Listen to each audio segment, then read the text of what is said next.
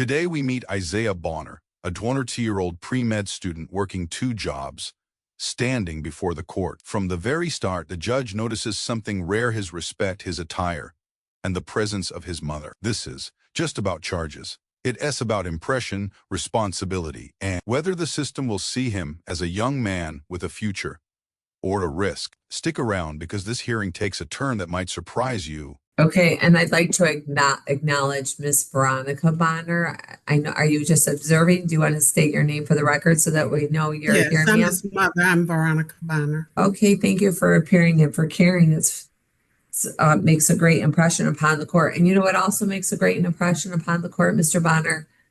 Your attire, your appearance, the serious. I can get through the Zoom even though you're not here that you're taking this very seriously. You're standing. I should make a video on what a model defendant you are today. There are a lot of defendants who appear, don't dress like you, and don't conduct themselves like this. So I commend you for that. And it makes an impression on the court. Thank you. Notice how the judge highlights Isaiah's suit and respect. That matters. Many defendants walk in casual, and it hurts them. Here, Isaiah's presentation instantly sets a different tone. Should appearance play such a big role, or should only the facts decide? Let us know what you think. More than you know. More than you know. So I want you to know how important it is. I appreciate the respect that you are showing the tribunal. And I try to show respect to my litigants, but I really appreciate it. And it's duly noted by the court. All right. So for purposes of the arraignment, we've greeted the mother. We waive the formal reading. Defendant stands mute. A not guilty plea shall enter on his behalf. His request for assigned counsel is granted.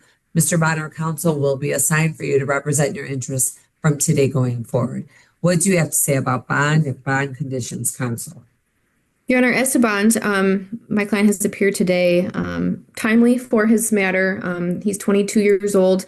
He has great support here from his mother. He's living with his mother at the address that the court should have in Ironstone.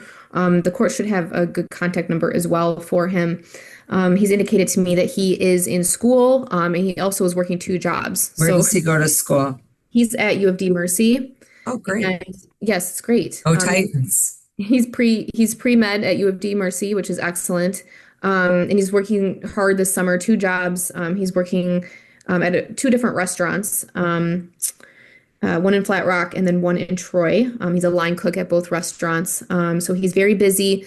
I did indicate to him, based on this charge here and this allegation, the court would likely be imposing no drug and alcohol and testing conditions. So he is aware that he's going to be testing and is going to work around his schedule to make, obviously, that happen. That's going to be his priority. That being said, he appears before the court with no criminal history. I agree with the court, and we did discuss he's dressed so appropriately this morning. He's been so respectful. He's an appropriate candidate for a personal bond. I would ask that the court please grant that to him today. $7,000 personal bond, no money up front. That is huge.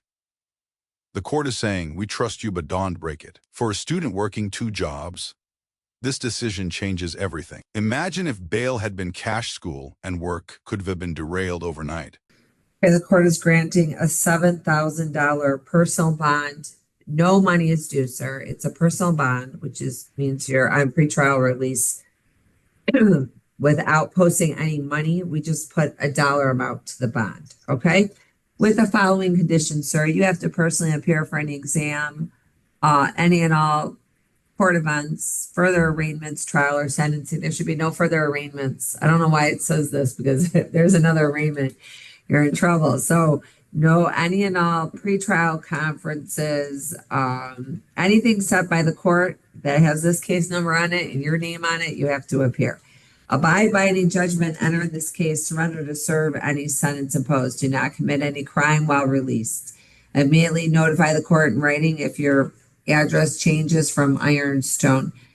And so if that changes, you get a new phone, okay, or a new address, you have to notify us in writing where you are and how we can reach you. You're not to use alcohol, marijuana, or other illegal controlled substance.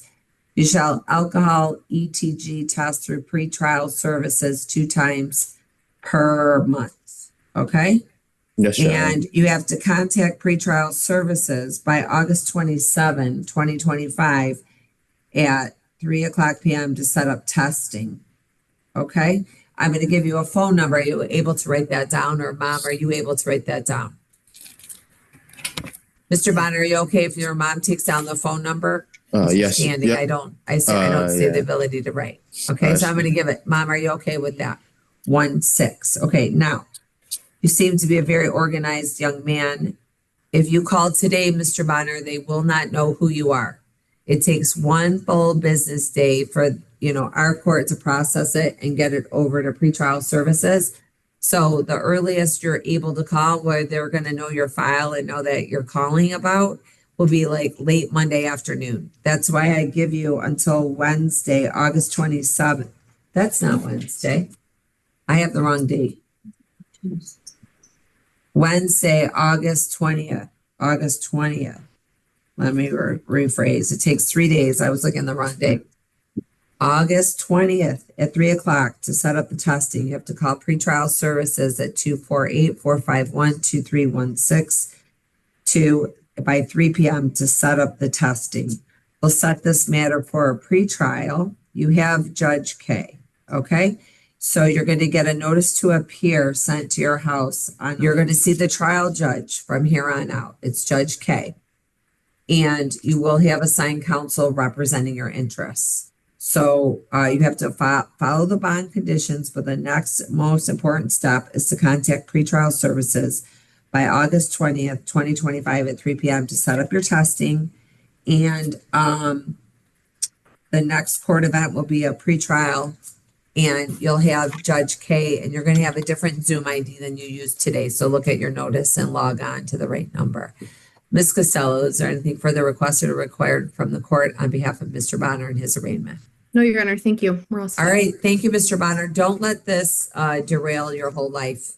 From everything I've heard on this record, you have a very bright future. So stay the course, handle business. Let this be a one and done. Okay? Thank you, Your Honor. All right. In the end, Isaiah walks out with freedom and a warning, stay the course. The judge clearly believes he has a future worth protecting. The question is, will he? If you found this case as powerful as we did, hit like, share your thoughts below, and subscribe for more courtroom breakdowns.